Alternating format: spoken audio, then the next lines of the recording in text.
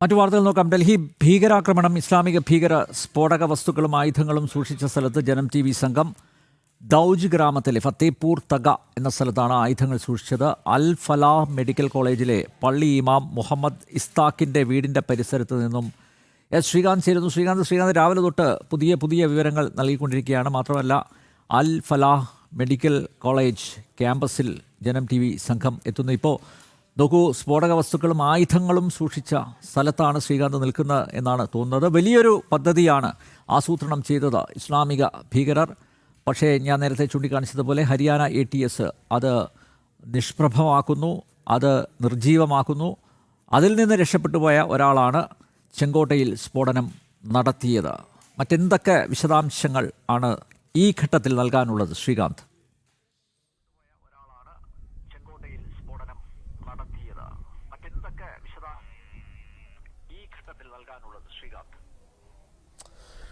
അനിൽ നമ്പ്യാർ, ഞാനിപ്പോൾ നിൽക്കുന്നത് ഈ ഹരിയാനയിലെ ദൌജ് എന്ന ഗ്രാമത്തിലെ ഫത്തേപൂർ തഗ എന്ന ഒരു തനി നാടൻ ഗ്രാമത്തിലാണ്. അതേ ഈ കാണുന്ന ആ പ്രദേശം ഒട്ടാകെ ഇത് കുറേയധികം കൃഷിയിടങ്ങളും കുറേയധികം ആളുകൾ താമസിക്കുന്ന സ്ഥലവുമാണ്. ഇത് ഈ ഒരു പ്രദേശം കണ്ടാൽ നമുക്കറിയാം, തനി നാട്ടിൻപുറം, തനി നാടൻ ഗ്രാമം. ഇങ്ങോട്ടേക്ക് ഈ പോലീസിന്റെയോ സുരക്ഷാ ഏജൻസികളുടെയൊക്കെ കണ്ണ് എത്തില്ല എന്ന് ഈ മുഹമ്മദ് ഇസ്താഖ് എന്ന് പറയുന്ന ഈ അൽഫല മെഡിക്കൽ കോളേജിലെ ആ മെഡിക്കൽ കോളേജിനുള്ളിലെ പള്ളിയിൽ കാര്യങ്ങൾ ചെയ്തുകൊണ്ടിരുന്ന ഇമാം ആയിട്ടുള്ള മുഹമ്മദ് ഇസ്താഖ്, അയാളാണ് ഈ വീട് എടുത്തത്. ഇതിലെ ഒരു ഭാഗം കേന്ദ്രീകരിച്ചാണ് ഈ മുസമ്മിലും സംഘവും, ഡോക്ടർ മുസമ്മിലും സംഘവും ഈ സ്ഫോടക വസ്തുക്കൾ സൂക്ഷിച്ചിരുന്നത്. ഞാനിപ്പോൾ നിൽക്കുന്ന ഈ സ്ഥലം, ഈ വീട് എന്ന് പറയുന്നത് ഈ സ്ഫോടക വസ്തുക്കൾ 2900 കിലോ സ്ഫോടക വസ്തുക്കൾ, അതിന്റെ കണക്ക് ഒന്ന് വായിക്കാം.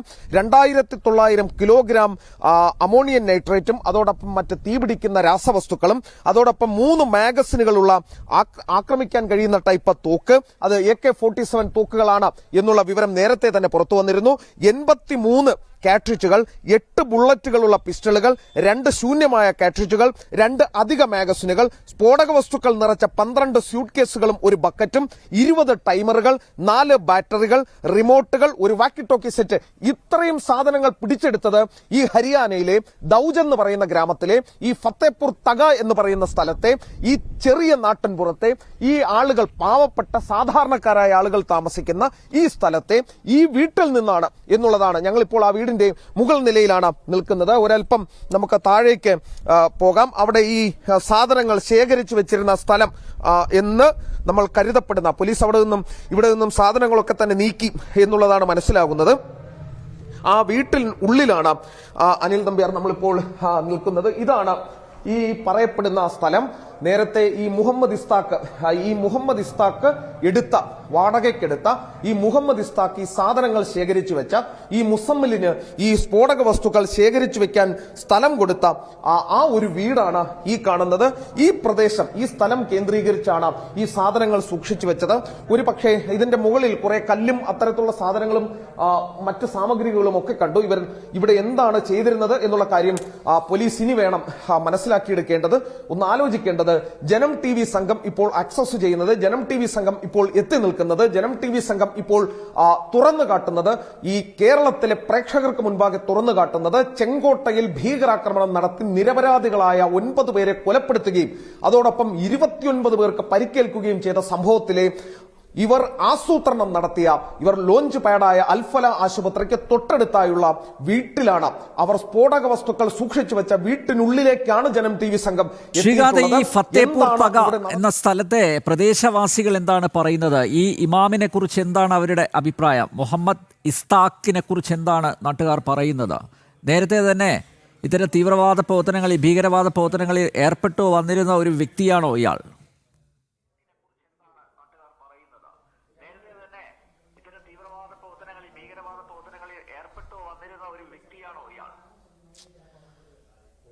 അങ്ങനെ അല്ലെങ്കിൽ പിന്നെ ഇയാൾ ഈ മുസമ്മിലിനെ പോലെയുള്ള ആളുകളെ എങ്ങനെ സഹായിക്കും?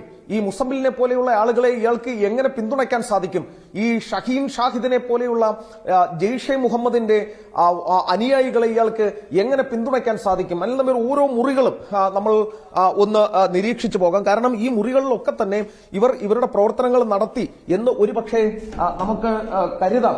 ഇതൊക്കെ തന്നെ ഇതൊരു സ്റ്റോർ റൂം പോലെയൊക്കെയാണ് തോന്നുന്നത് അനിൽ നമ്പീർ. ഇത് കാണുമ്പോൾ ഇതൊരു സ്റ്റോർ റൂം പോലെ, ഇവിടെ താമസിച്ചിരുന്നോ എന്നുള്ള കാര്യത്തിൽ സംശയമാണ്. കാരണം ഇതൊരു സ്റ്റോർ റൂം പോലെയൊക്കെയാണ് തോന്നുന്നത്. ഇവിടെ സാധനങ്ങൾ, ഈ സ്ഫോടക വസ്തുക്കൾ സൂക്ഷിച്ചിരുന്ന ആ മുറിയാണ് നമ്മൾ ഇപ്പോൾ ഇതിനുള്ളിൽ കാണുന്നത്. ഒരു സ്റ്റോർ റൂം പോലെ നമുക്ക് മനസ്സിലാക്കാൻ സാധിക്കുന്നു. അങ്ങനെ തോന്നുന്ന ഒരു സ്ഥലം. മറ്റൊരു മുറി കൂടി നമുക്ക് ഈ വീടിനുള്ളിൽ നമുക്ക് കാണാം. ഇത് ഒരു പക്ഷെ അവർ താമസിച്ചിരുന്ന മുറി തന്നെയായിരിക്കാം. ഇവിടെ ഇപ്പോൾ ഈ ദൃശ്യത്തിൽ കാണുന്ന ഒരു ചെറിയ കട്ടിലും മറ്റു സാധനങ്ങളും ഒക്കെ തന്നെയുണ്ട്. ഇവിടെയാണ് അനിൽ നമ്പ്യാർ ഈ 2900 കിലോഗ്രാം സ്ഫോടക വസ്തുക്കളും ഈ തോക്കും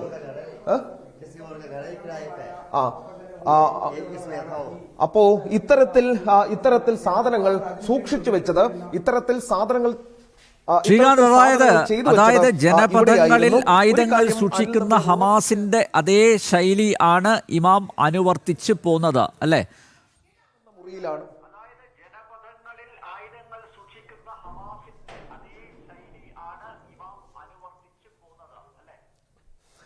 അനിൽ നമ്പീർ, അക്കാര്യത്തിൽ സംശയം വേണ്ട. ഇതിൽ ഈ ഇമാമിന് എന്തായാലും പങ്കില്ലാതെ അയാളുടെ വീട്ടിൽ, അയാളുടെ ഈ മുറിയിൽ, ഞാൻ നിൽക്കുന്ന എക്സാക്ട് ഈ മുറിയിലാണ് അനിൽ നമ്പ്യാർ. ഇനി ആ കാര്യത്തിൽ ഒരു സംശയമേ വേണ്ട. എക്സാക്ട് ഈ മുറിയിലാണ് ഈ സ്ഫോടക വസ്തുക്കൾ സൂക്ഷിച്ചത്, ഈ ആയുധങ്ങൾ സൂക്ഷിച്ചത്. ഈ ഇമാം ഇസ്താഖാണ്, മുഹമ്മദ് ഇസ്താഖാണ് ഇതിനുള്ള അവസരം ഉണ്ടാക്കി കൊടുത്തത്. ഡോക്ടർ മുസമ്മിൽ, അതോടൊപ്പം ഡോക്ടർ മുഹമ്മദ് ഉമർ എന്നിവരാണ് ഇവിടം കേന്ദ്രീകരിച്ച് ഇതെല്ലാം സ്റ്റോർ ചെയ്തത്. ഇവരുടെ ഉദ്ദേശം ഈ ഡൽഹി മേഖലയിൽ വലിയ സ്ഫോടന പരമ്പര നടത്തുക എന്നുള്ളതായിരുന്നു ഇവരുടെ ഉദ്ദേശ ലക്ഷ്യം, ഇവരുടെ ഉദ്ദേശം എന്നുള്ളതാണ് ഏജൻസികൾ പറയുന്നത്. ഇതാ ഈ കാണുന്ന മുറിയിൽ, ഈ വീട്ടിലെ, ഇസ്താഖിന്റെ ഈ വീട്ടിലെ ഈ കാണുന്ന മുറിയിലാണ് ഈ സ്ഫോടക വസ്തുക്കൾ അവർ സൂക്ഷിച്ചു വെച്ചതും ഈ സ്ഫോടക വസ്തുക്കൾ ഉപയോഗിച്ച് നമ്മുടെ ചെങ്കോട്ടയിൽ ഈ സ്ഫോടനം നടത്തിയതും. ഇവിടെ ഈ ദൃശ്യങ്ങളിൽ നമുക്ക് കാണാൻ സാധിക്കും ഇവിടുത്തെ ഇരുമ്പ് കഷ്ണങ്ങൾ, തുണ്ടുകൾ, അലൂമിനിയം തുണ്ടുകളൊക്കെ തന്നെ ഇവിടെ കാണാൻ സാധിക്കുന്നുണ്ട്. ഒരു പക്ഷേ ഈ സാധനങ്ങൾ, അവർ സൂക്ഷിച്ചു വെച്ചിരുന്ന സാധനങ്ങളുടെ ബാക്കിയാകാം എന്നാണ് നമ്മൾ കരുതുന്നതും. തൽക്കാലം അതിലൊന്നും നമ്മൾ തൊടാനോ ഒന്നിനും പോകുന്നില്ല. കാരണം ഒരു പക്ഷേ ഇതെല്ലാം തന്നെ പോലീസിന്റെ കർശനമായ നിരീക്ഷണത്തിലുള്ള തൊണ്ടി മുതൽ സൂക്ഷിച്ചിരുന്ന ഒരു സ്ഥലം കൂടിയാണ്. ഏറ്റവും പ്രധാനപ്പെട്ട സ്ഥലം, അതായത് രാജ്യത്തെ നടുക്കിയ ചെങ്കോട്ട ഭീകരാക്രമണ കേസിലെ പ്രതികൾ അവരുടെ ആയുധങ്ങൾ സൂക്ഷിച്ചിരുന്ന, ഈ രാജ്യത്തെ കത്തിക്കാനായി സ്ഫോടക വസ്തുക്കൾ സൂക്ഷിച്ചിരുന്ന ഹരിയാനയിലെ ദൌജിലെ ഫത്തേപൂർ ധഗയിലെ മുഹമ്മദ് ഇസ്താഖിന്റെ വീട്ടിലെ അതേ മുറിയിലാണ് ഇപ്പോൾ ജനം TV സംഘം എത്തി നിൽക്കുന്നത്. ആ മുറിയാണ് ഈ കാണുന്നത്. ഇവിടെ നിന്നാണ് ആയുധങ്ങൾ പോയത്. ബുദ്ധികേന്ദ്രം പ്രവർത്തിച്ചത് അൽഫല മെഡിക്കൽ കോളേജിലാണെങ്കിൽ ആയുധങ്ങൾ പോയത് ഇവിടെ നിന്നാണ്. ഈ ഡൽഹി ചെങ്കോട്ടയിലേക്ക് ആയുധങ്ങൾ എത്തിയത്, സ്ഫോടക വസ്തുക്കൾ എത്തിയത് ഈ മുറിയിൽ നിന്നാണ്, ഈ വീട്ടിൽ നിന്നാണ്, ഈ ഗ്രാമത്തിൽ നിന്നാണ്. ഇവിടെ വെച്ചായിരുന്നു ആസൂത്രണം. ഇതിന് പിന്നിൽ ആരൊക്കെ എന്നുള്ള കാര്യത്തിൽ ഇനിയും കണ്ടെത്തേണ്ടതുണ്ട്. നമ്മൾ വരുന്ന വഴിയിൽ ചിലരോട് സംസാരിച്ചിരുന്നു. അപ്പോൾ അവർ പറഞ്ഞത് ഈ ഇസ്താഖ് പുറം നാട്ടുകാരനാണ്, ഇവിടേക്ക് വന്ന് താമസിച്ചയാളാണ്, ഈ സ്ഥലം മേടിച്ചയാളാണ്, ഞങ്ങളുടെ ഗ്രാമത്തിന്റെ പേരുകൂടി അയാൾ ഇല്ലാതാക്കി എന്നുള്ളതാണ് അനിൽ നമ്പ്യാർ ഇപ്പോൾ ഇവിടുത്തെ ആളുകൾ ചൂണ്ടിക്കാണിക്കുന്നതും. നമുക്ക് ആ ഗ്രാമം ഒന്നുകൂടി കാണാം. നമുക്ക് ഈ ഗ്രാമം ഒന്നുകൂടി കാണാം. അത് കാരണം ഒരു വിശാലമായ ഒരു നാട്ടിൻപുറം, ഒരു തനി നാടൻ ഗ്രാമം, അത് ഒരു തവണ കൂടി കാണിക്കാം. കാരണം ഈ വീടിന്റെ മുകൾ നിലയിലേക്ക് വരികയാണെങ്കിൽ, ഈ മുകൾ നിലയിൽ ഇരുന്നാൽ ഈ ഗ്രാമം മുഴുവനായി നമുക്ക് കാണാൻ സാധിക്കും. അത് ഒരു പക്ഷേ ഈ സംഘം, ഈ ക്രിമിനൽ സംഘം, ഈ ടെററിസ്റ്റ് സംഘം ഒരു പക്ഷേ അവർ ഇവിടെ ഇരുന്ന് അവർക്ക് എല്ലാ കാര്യങ്ങളും നിരീക്ഷിക്കുന്നതിനും, ഇവിടേക്കുള്ള പോലീസ് സംഘത്തിന്റെ വരവോ മറ്റു കാര്യങ്ങളോ ഒക്കെ നിരീക്ഷിക്കുന്നതിനും ഒരു പക്ഷേ അവർക്ക് സാധിച്ചിരുന്നിരിക്കാം എന്നാണ് പറയുന്നത്. അനിൽ നമ്പ്യാർ നേരത്തെ ചൂണ്ടിക്കാണിച്ച ഏറ്റവും പ്രധാനപ്പെട്ട ഒരു കാര്യമുണ്ട്. അതായത് ഈ ജനവാസ മേഖലയിൽ, ജനങ്ങൾ തിങ്ങിപ്പാർക്കുന്ന മേഖലയിൽ, ഒരു ഗലി പോലെ കിടക്കുന്ന ഒരു ഗ്രാമമാണ്. ഈ ജനവാസ മേഖലയിൽ ഈ 2900 കിലോ അമോണിയം നൈട്രേറ്റ് ആണ് അനിൽ നമ്പ്യാർ സൂക്ഷിച്ചത്. ഒന്ന് ആലോചിച്ച് നോക്കണം. ഈ പ്രദേശം മുഴുവൻ ന്യൂനപക്ഷ വിഭാഗത്തിൽപ്പെട്ട സഹോദരങ്ങൾ താമസിക്കുന്ന സ്ഥലമാണ്. ഈ കൊടും ക്രൂരന്മാർ ഈ ആയുധങ്ങൾ ഉണ്ടാക്കിയത് അനിൽ നമ്പ്യാർ ഇവിടെ വെച്ചാണ്. അനിൽ നമ്പ്യാർ ഓർക്കേണ്ടത് 2900 കിലോ RDX ഈ അമോണിയം നൈട്രേറ്റ് ഈ കൊടും ഭീകരർ സൂക്ഷിച്ചത് ഇവിടെയാണ് അനിൽ നമ്പ്യാർ. ഇതിന് തൊട്ടടുത്ത് ഇതൊന്നും അറിയാത്ത പാവപ്പെട്ട ആളുകൾ താമസിക്കുന്നുണ്ട്. ന്യൂനപക്ഷ വിഭാഗങ്ങളിൽ തന്നെ പെട്ട അവരുടെ സഹോദരന്മാർ തന്നെ അവരുടെ സഹജീവികൾ തന്നെ താമസിക്കുന്ന സ്ഥലമാണ് അനിൽ നമ്പ്യാർ ഇത്.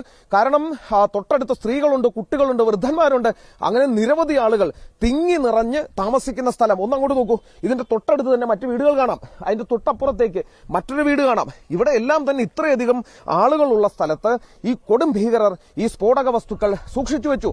ഈ ഒരു കയ്യബദ്ധത്തിന് അത് ഇവിടെ ഇരുന്ന് പൊട്ടി എന്നിരിക്കട്ടെ, ഈ ഗ്രാമം തന്നെ നാമാവശേഷമായി പോകുന്ന തരത്തിലായിരുന്നു കാര്യങ്ങൾ.